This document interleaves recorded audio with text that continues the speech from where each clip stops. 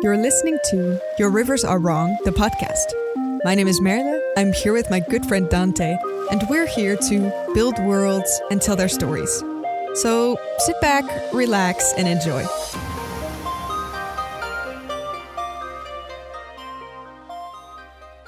Good morning, or evening, or afternoon, whenever you may be. Welcome back to the Your Rivers Are Wrong podcast. I'm one of your hosts. My name is Dante. And I'm the other host, and my name is Merle. And we're here, as we are every week, to talk about the wonderful whimsies of world building, the arts and aesthetics of setting up a setting and telling stories born from it. Amazing. Now, a bit has happened since we last recorded. It's been 2 weeks for us, only 1 week for you. And if anyone hasn't checked out the previous episode, which I've titled Oops, All Prompts, we... I didn't know that yet. Oh, yeah, because I uploaded it half an hour ago. Amazing. There is 4 prompts submitted by you guys, which was a really, really fun episode. So please check that out. Other milestones, we just hit 2,000 listens, which is awesome. And announcement from Marilla, because I want to accent this. You've done something pretty special over the weekend. Can you fill us in on that? Yeah. So I've been doing a musical project for the new production of Evita that is playing in my city. And that's been like I guess a year ago that started.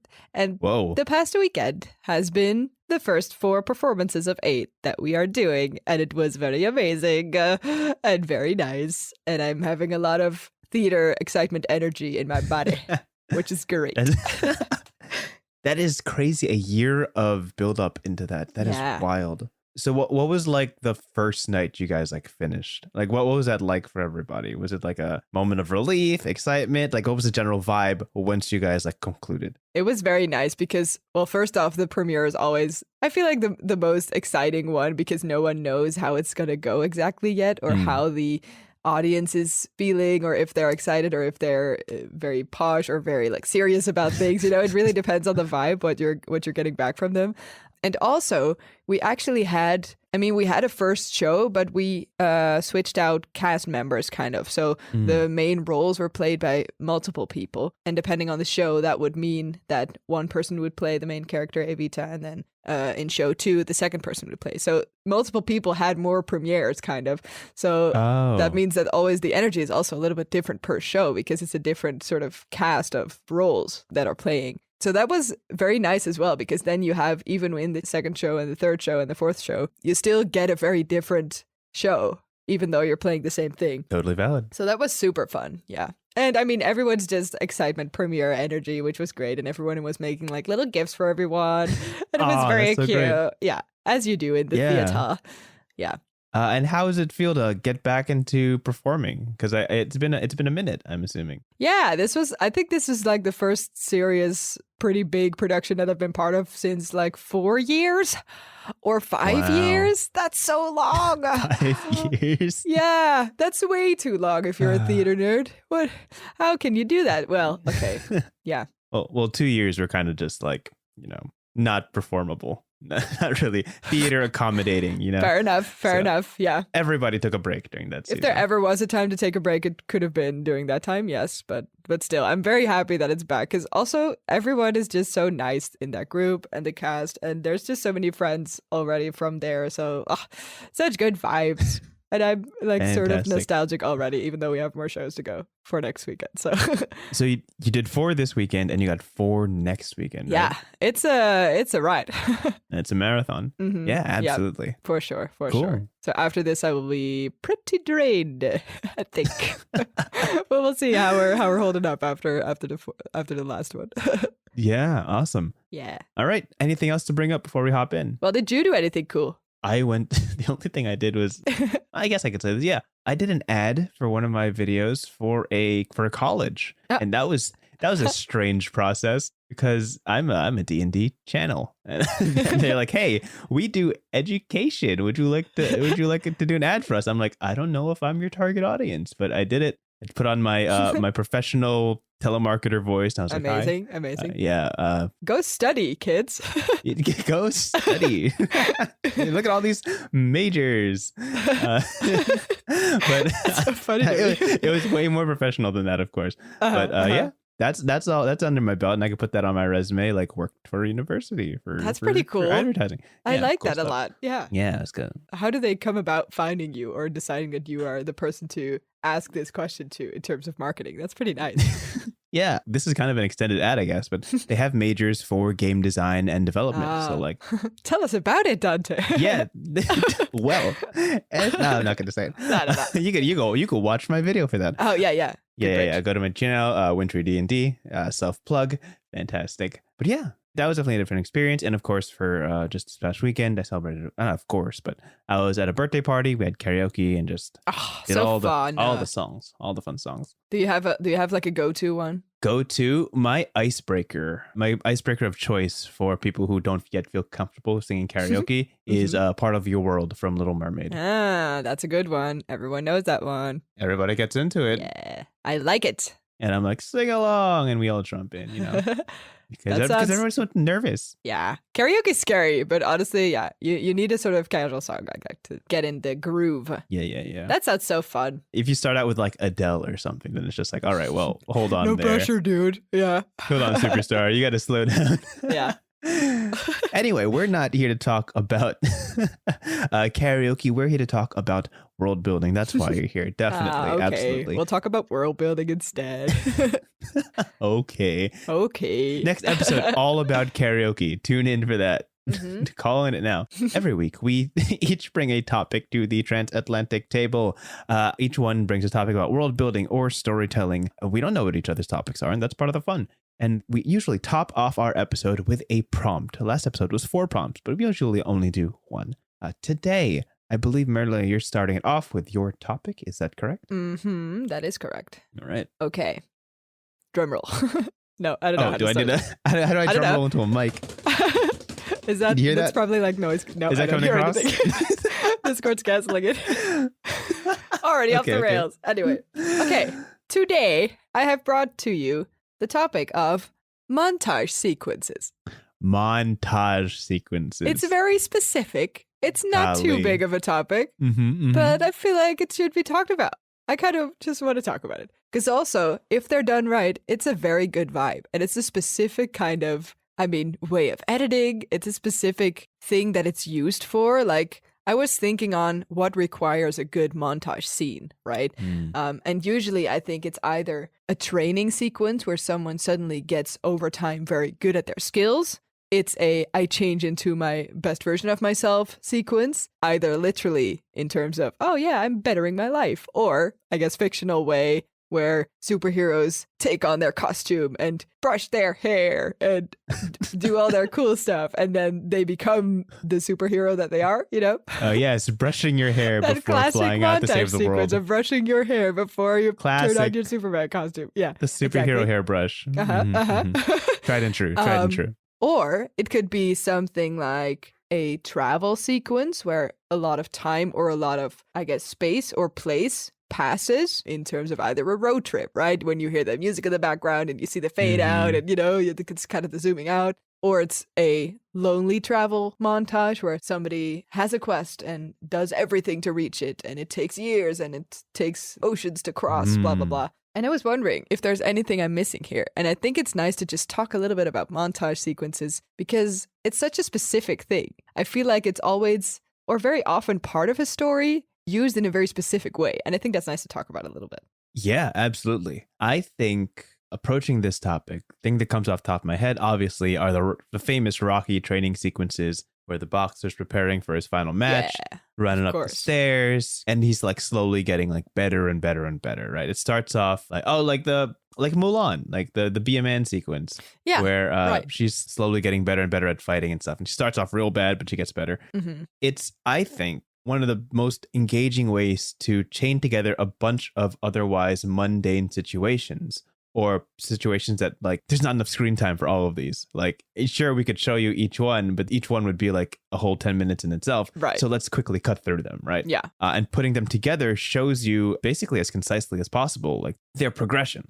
right? The act of their development, and you can visually see them change or become more adept or agile or things like that. At least that's for training sequences. But when you look at like road trips and stuff like that, quickly sequence together where they've been, you see like daylight to moonlight to long roads when things that go wrong, and then how they quickly fix it. All of that is cut together because it's like a mini adventure, right? You get the dopamine hit of them like having a great time, and you don't have to dwell on every situation that doesn't necessitate like a long conversation or sequence.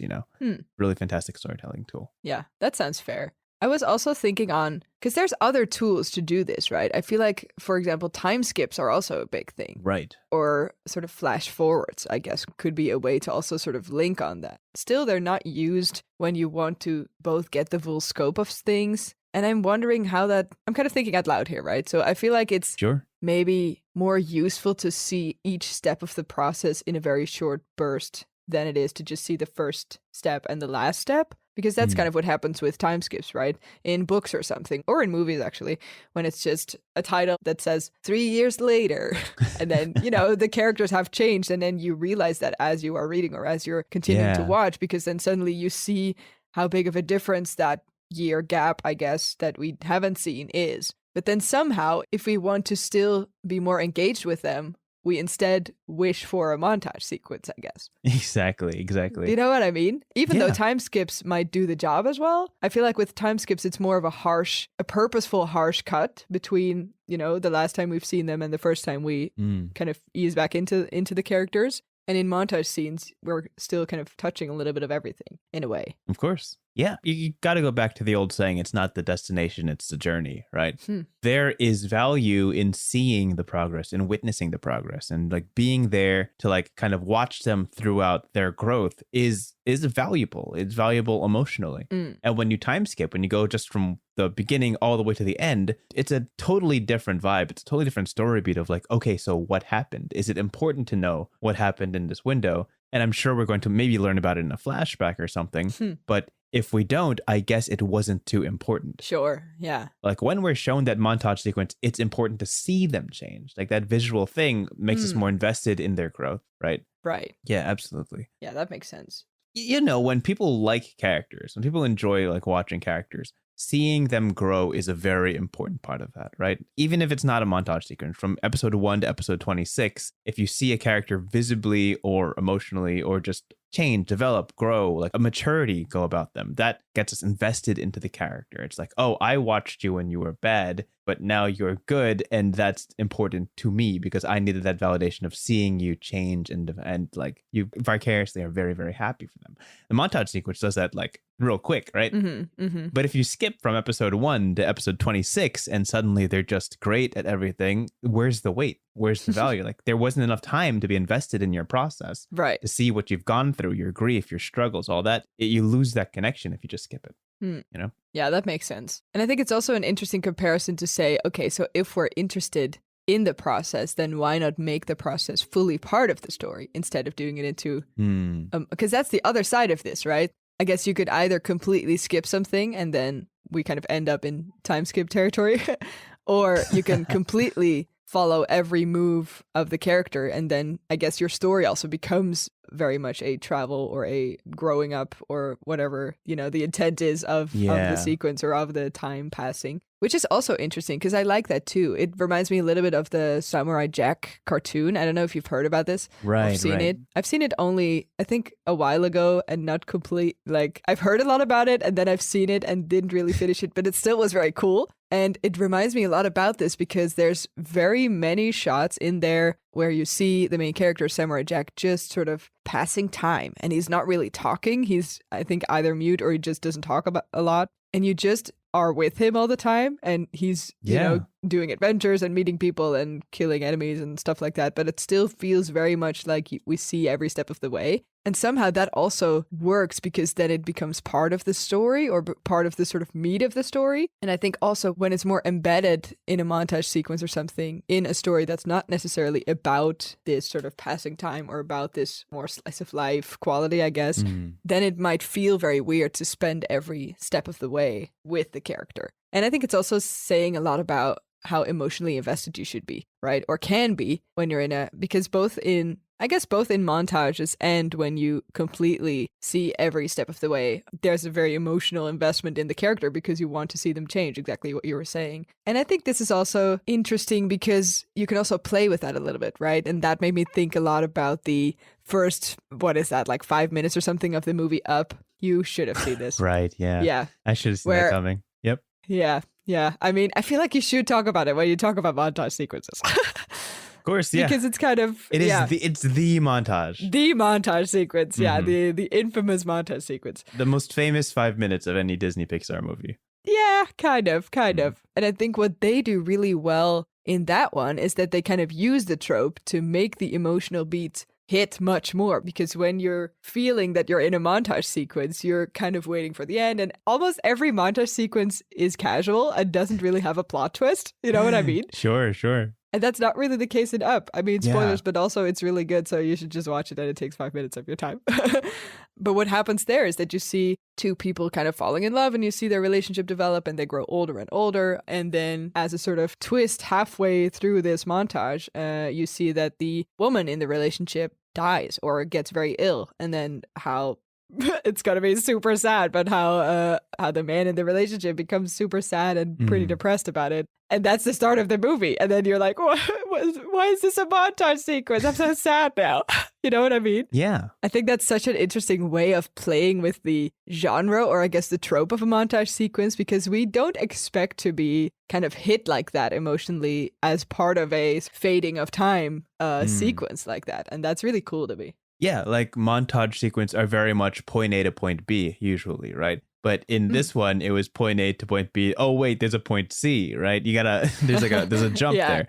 Uh-huh. And you see it. It's a perfect storytelling like tool. You have this character that needs to be grumpy. They need to be sad and annoyed and disgruntled the entirety of the movie, right? Mm-hmm. How do you set people up to like them, right? How do you set people up to be invested in their development? Right. Like if that sequence was not there and then never was shown in the movie, then we would not feel anything for this character, right? He would just be annoying, right? There's the man who just doesn't want to travel. Sure. But when you get all of this context, right? You have his whole life story in a story that could have been its own movie if pitched that way, but to put that so concisely and put it into a little pocket and make sure that people were like, okay, this is the backstory of this character. We're not going to narrate it. This is not something he's going to talk about later in the movie, right? He's not, I don't know if he ever brings it up, right? He doesn't talk about it. Yeah. He never tells the kid about it. That's true, actually. Yeah. It's all quiet. And we know what happened, right? It doesn't need to be narrated. People don't need to narrate their backstory. It was shown to us, and that's so much more visually impactful in a very quick burst. So we have all of that emotion condensed into a little bubble, and it's just punched into us, right? And it's like, okay, that's in you now. Enjoy the movie, right? Yeah. And I think that also speaks a lot about Pixar and their ability to make choices like that. Because I think if it was another character, if it was not this grumpy old man that we had to follow as the main protagonist, I guess, then this kind of a montage probably wouldn't have worked or wouldn't have been necessary, because the old grumpy guy, he doesn't like to talk. He doesn't want anyone on his porch, literally. Yeah, of course. Suddenly he's stuck with his kid. But I think if we would have followed a character that was more able to express or able to communicate what he's feeling, or maybe was less, I don't know, maybe less old or less defeated in life, kind of. Right. That probably wouldn't have worked as well. And because that duality, I guess, is there into like how much we care for him in the montage versus how hard it is, I guess, to get to know him in the actual movie, that combination becomes super interesting and works so well because of it. Yeah, absolutely. It falls into the kind of show, don't tell mentality, right? Right. Yeah. It's way more impactful to see the backstory happen than for them to tell you what happened, right? Like in the context of what we were talking about, time skip versus montage, they could tell you how they trained. Oh, I stood under a waterfall for 30 days and traveled up to the top of a mountain.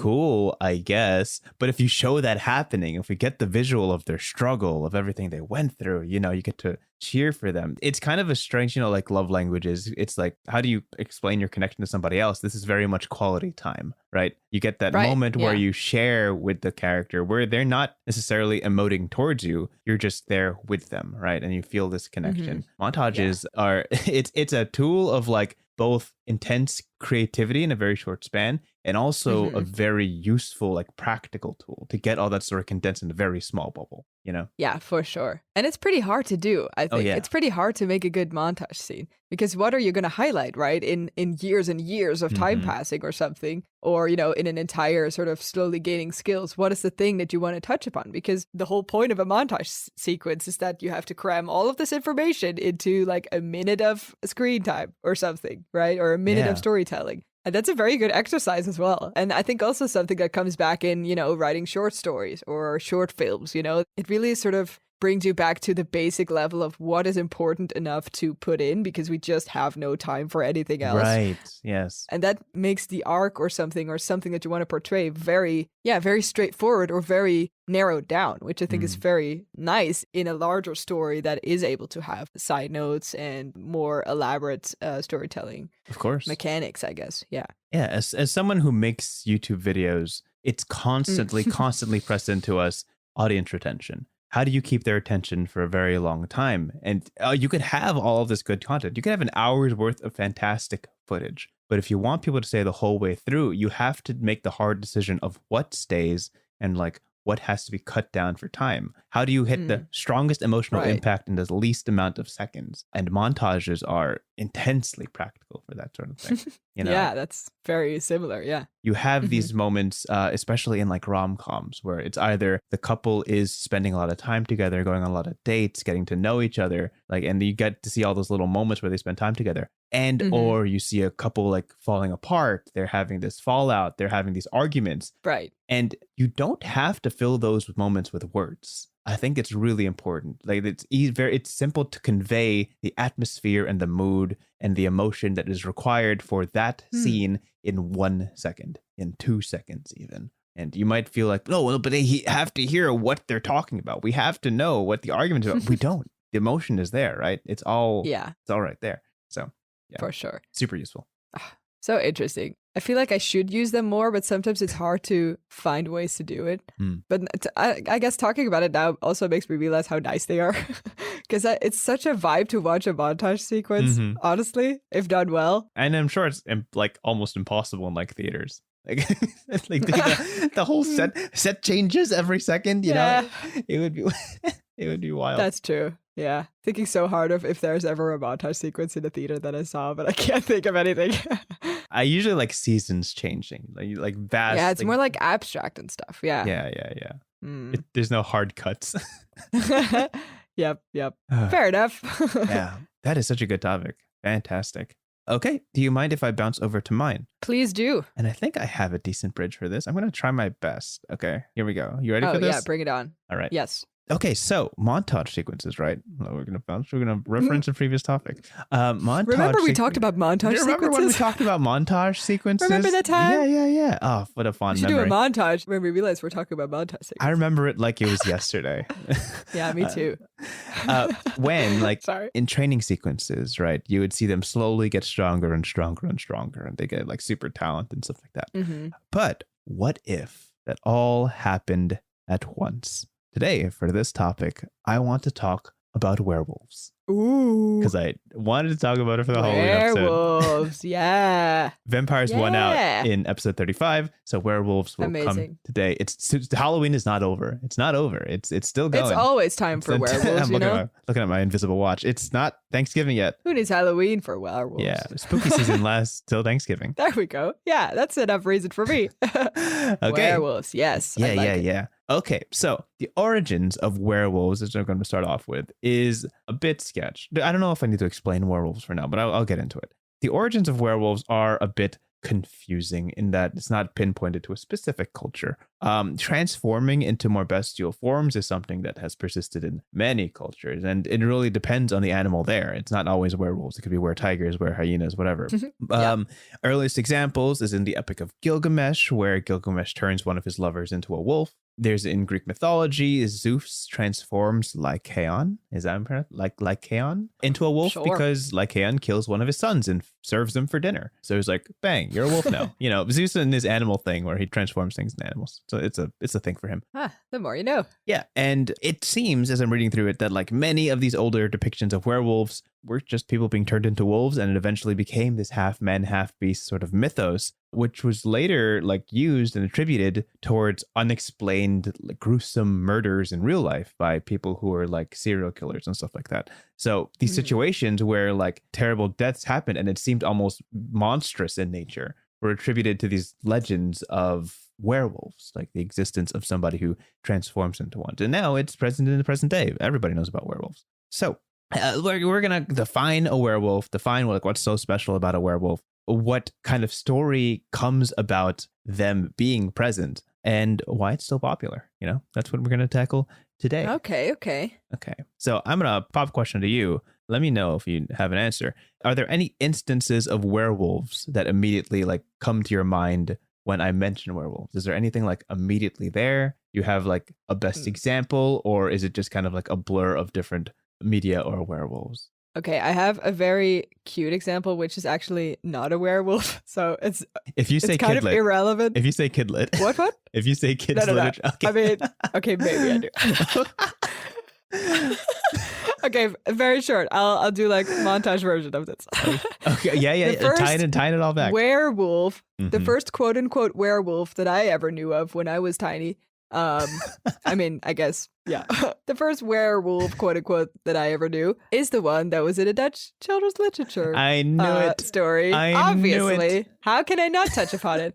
And this is because, and here's the interesting part, in Dutch, you would say weerwolf, which is pretty similar, right? Right. But weer in our language also means kind of again, or you would say it in a heen en weer, which means back and forth. So the author of this book is very wonderful and put a wolf in their story that's not a werewolf, but a back and forth wolf. That's just a wolf that kind of travels back and forth and is not actually a werewolf.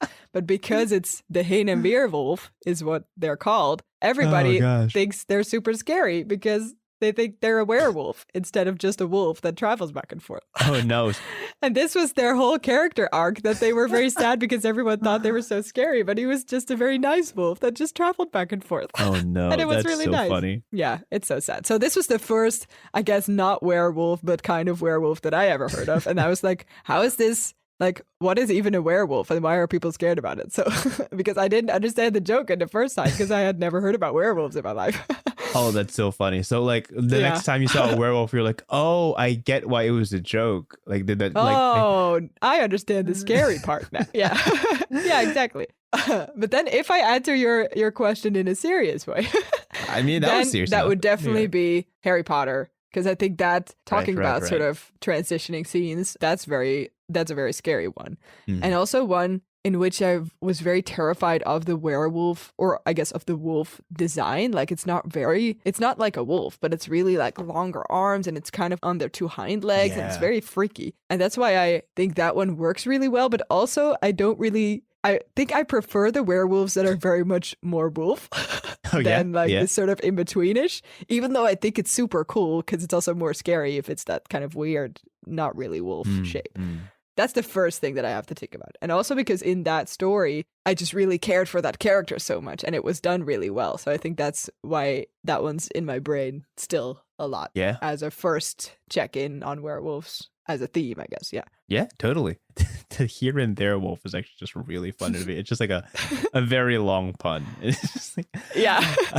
I mean, this is like an entire chapter, right? Yeah. It's a long time for a joke to land, yeah. But I mean, it's still like in context, it is kind of relevant, right? Like the here and there being like the like switching back and forth, which is like a cornerstone of a werewolf. Like if we wanted to define like what a werewolf is, it's very much the very Dr. Jekyll, Mr. Hyde switching from one form to another. Usually it's uncontrolled. Almost always it's unwanted, right? Like, for sure. It's always a struggle, and stories that center around werewolves is almost always the search for the cure, right? How do I fix this problem of transforming into a werewolf, right? Well, recently it's been like more commodified to be, they're pleasant stories of werewolves, right? Like nice werewolves, but sure. back when it was not a desirable trait. Back when we were edgy. Back when people didn't want to be werewolves. It was very much a battle between this bestial form of yourself, this feral, uncontrolled, entirely instinctual creature, usually like blood hungry or violent or things like that. In contrast to humanity, right? Your usual self. How different is it? Like, what are you timid? Are you quiet? What makes this for? Like, if a very violent or angry person becomes like a werewolf, the tonal shift isn't as big as when you're more heavily contrasting, right? Like if the nerd in the back of the class is the one that becomes a werewolf, that's much of a bigger transformation. Like, oh, I never knew he could be like that, and that's dangerous. That's interesting. Yeah, the contrast is larger, right? Yeah.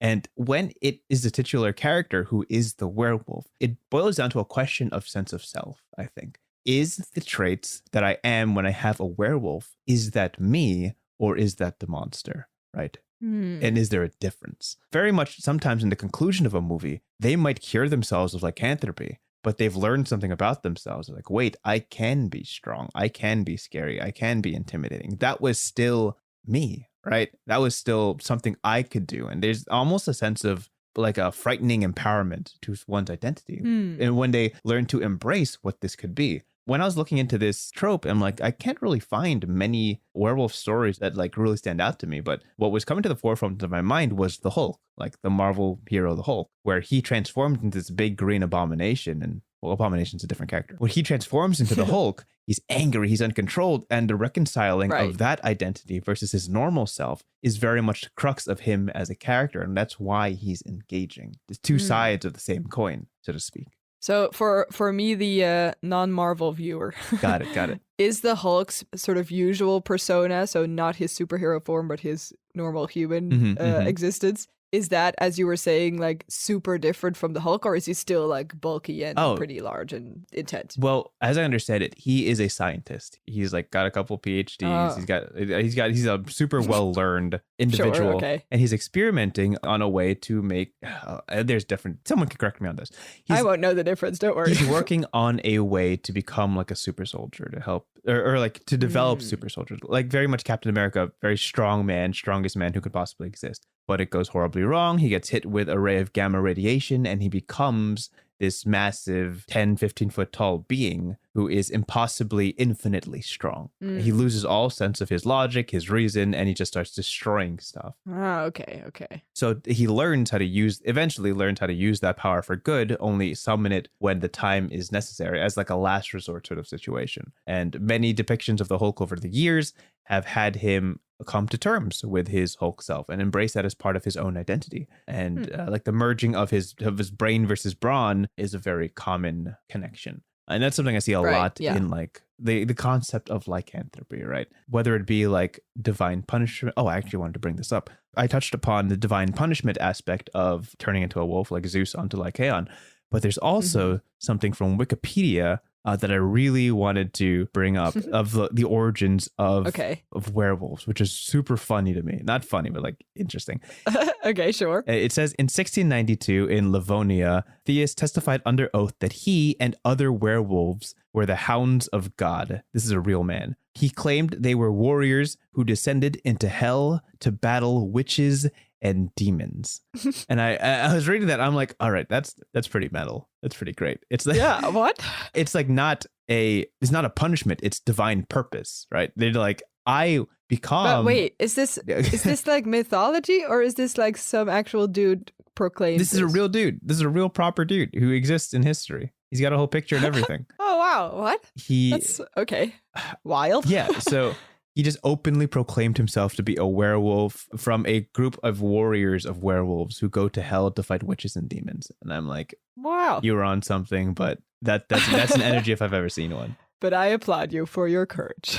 Yeah. That's pretty cool. I can't believe that's a Wikipedia thing. And it's that the paragraph sounds hard to source, you know? It does. I need a source. The paragraph concludes, Theus was ultimately sentenced to 10 lashes for idolatry and superstitious belief.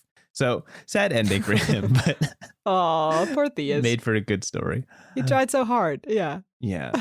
I think what I find most interesting about the thing you talked about in terms of taming the beast, right? Or what's my part in this and what's the beast part, if there's ever a difference, and how is that illustrated, right? I think I find it very interesting that werewolves and certain other lycanthropes have this sort of sense of danger or being terrified of your beast form or being, interested in your beast form, but then also just whenever you become your bestial form, you're completely unrecognizable and just like an actual killing animal. Right. But then there's very many other examples to me where I feel like it's kind of cute to transform in something else, or it's just a sort of magic thing, right? Where, now I'm sort of thinking in the Harry Potter realm again, but when the professor is like a shape changer and she transforms into a cat and stuff, right? And then it's just sort of interesting, quirky, cute to do it. But then why is it not interesting, quirky, cute when you have a werewolf version of yourself? Because it's a scary thing, of course, but why, like, where's the difference then? I find that an interesting thing. Well, I think it's directly correlated to how deadly the thing looks, right? Not to say that tiny cats aren't deadly, but oh, they are very deadly indeed. It's very much intent, right? When Professor McGonagall transforms into a black cat, it's like, oh, she's just sneaky snooping, you know? She's just chilling, right? Sneaky snooping. She's not there to kill you. But when someone transforms into a werewolf, and it's like common knowledge that like they can't control their instincts, well, that's just so much more dangerous, right? I think shapeshifting as a concept is really cool and it's really awesome. And it's very much dictated by the intent of the transformation. Yeah. But then still, because correct me if I'm wrong here, but isn't it also the case that in werewolves, sometimes they can still talk or sometimes they still have partly human aspects to them? Like, where does the mind also end then, right? Can you completely pull your hands away from it and say, well, it's not me, it's my beast. Don't pick on me. It's not me, it's just my beast. I'm changing, kid. You can't blame me for anything that I do once I'm back. Well, there's an interesting D&D parallel here. It's a polymorph versus wild shape. Polymorph is when you turn into an animal and your intelligence and wisdom and charisma turn into that of the animal. So you're fully animal. Right. You just got all those animal instincts. But in wild shape, which is a druid transforming into an animal by choice, they maintain all of their mental stats. So they stay themselves, right? Yeah. It's very much, is this voluntary or involuntary, this transformation? And usually if it's involuntary, you lose that sense of self. I think that is just, from a storytelling aspect, more engaging when they can't control it and therefore they're not themselves when they transform. Yeah, for sure. I think that's the most interesting part about the whole. I'm not like a giant fan of werewolves, but that aspect is just so cool. It's just so cool to like struggle with the beast within you. That's so cool. Yeah, it's such a I would read so many stories about that. Like, yeah, let's go. Yeah, of course. Yeah, that's basically all I had on werewolves. I went the whole topic without topping out the one movie with the other sparkly vampire, and I'm gonna keep it that way. You almost got there. Do you have a favorite werewolf though? Like, or a first, the one that is in your brain the most when you think about werewolves? Because I'm curious on your side now. The one that sticks out to me is not exactly a werewolf. It's the Beast from X-Men. It's, again, a scientist who accidentally transforms himself into a monster. The twist is that he's still fully himself. So he's still he's very, very smart. He's very logical. But now he's blue and has claws. And it's just like, oh, wait, everybody's like, oh, you're a monster. And he's like, actually, I'm just myself. Yeah, rawr, I can also just talk, Ooh, rawr, rawr, rawr, indeed. And he's a much more. It was an interesting twist on what I'm used to being like. Oh, this is where he goes crazy, and he's still working in his lab. He's just blue now. He still has glasses on, but he takes off his glasses when he fights. That's so funny to me. Like he takes off his spectacles when he goes into combat. So yeah. Maybe that's where the real shape-shifting begins. Once he takes off his glasses. Got it. Completely different person. Yeah. Okay. Well, that's that for that topic. Yeah. Let's jump. That's great. Over to our final part of the podcast, where one of us gets a prompt, completely improvised, and we figure out how to break it down. Marilyn, do you have a prompt for me today? I do have a prompt for you today, and it has to do with my topic because it's so good for prompts. I feel. That's great. Oh, boy. It's too good of a combination. So I would like for you, and since we talked about Marvel, let's do like a bit of a superhero flavor. I would like for you to give me the start and maybe if you're able to, the whole thing, and otherwise the start and the end of a montage sequence where someone turns into a superhero of your choice. Oh gosh, that is such a lengthy process. Hold on. I'm gonna try. It can also just be like first they were this, and then montage magic. Then they were that. We're gonna for the spirit of montage, we're gonna make sure this is brief, but we have to decide on the superpower. It has to, what is the superpower? Obviously, yeah, that's part of the deal here. Can you give me some ideas, and then I'll just choose one and run with it. It can be something really dumb. It could just be like the worst superpower, or it could be one of the best. What are we going with? Okay. And this brainstorming, we might just cut out and we'll just skip ahead to whatever we decide on. So what the heck are we doing? I feel like something with like gaining very good senses. Like I'm thinking of the guy taking off his glasses and then being very cool. Like what if you just gain eyesight as a superpower? Gain suddenly eyesight in bursts. I don't know. Oh my god. Or Okay. or you could go like classic with like turning invisible or being able to walk on air or Oh, let's do that. Okay, I like that. being able to grow your hair very long. I don't know. Grow your hair very long. Some of these montages are going to be really strange. It's just like That's going to be very weird actually for a montage. like harsh cut, long hair, harsh cut, short hair, harsh cut, 3 barbershops, harsh cut, like long hair again. Like that's an interesting. I would watch it, you know. No, we're gonna the one I'm gonna go with because it stuck out to me was walking on air. We're gonna go with walking on air. Yes. All right. Go for it. All right, you know what? This guy starts off a very ordinary teen. She lives in, I don't know, the apartments of New York City. When she was growing up, she had a habit of sleepwalking. It was just something that she did. So I like where this is going. movie opens up, moonlight is shining from above. She opens her eyes and sees herself walking off of her balcony onto these steps. And it's just like step, step, step, step. And she like panics and immediately she flails her arms and then drops and grabs onto the railing to make sure she doesn't fall. And there's a slow pan to see that she is like 7 stories up. And you can see her eyes wide and be like, what just happened? Right? That's cool. Yeah. Harsh cut. She's at the library. She's looking up. What is this? Something that happens with sleepwalking? Harsh cut. She's on the internet trying to figure out what's going on. She's trying to figure out, was that a dream? Was that not? You can see harsh cut cutting to like the grassy field at her college. She's like trying to do the same thing, but it doesn't quite work out. She's like doing that invisible box step, but it's like she doesn't float at all. And then she just and she's like really confused. And this is like days later. She's in her bed. She's sleeping again. And then she dreams again, very quick, eyes closed, eyes open. She finds herself walking again. This time she's higher. She's higher than any of the buildings. And if she wants to maintain her balance, she's got to learn how to control this. So she stops in place. She slowly descends. And it goes faster. She keeps getting steps. She keeps taking steps faster and faster and faster. She makes sure that she doesn't fall. And you can see her like slowly like wobbling, trying to get her balance like a toddler, trying to take their first steps. Harsh cuts to her being able to speed up a little bit of like a skip rock kind of thing, jumping from stones across the river. Harsh cut, she's running. She's running across the city, the skyline. You can see the moon being blocked by skyscrapers as she's dashing across this cityscape. And then she finally touches down onto a building. Music pauses, holds for a moment. She checks her feet. Everything's fine. She looks and sees her house in the far distance. Camera turn, camera pan to see the city that she's crossed. And you see her have a brief moment. Look at her hands, look at her feet. Harsh cut. She's making her superhero costume. She's in her room. She's got all the arts and crafts. She's on the floor. She's drawn. She's drawn like it's like a. She has really cool sneakers now. She spray paints her sneakers like silver and gold.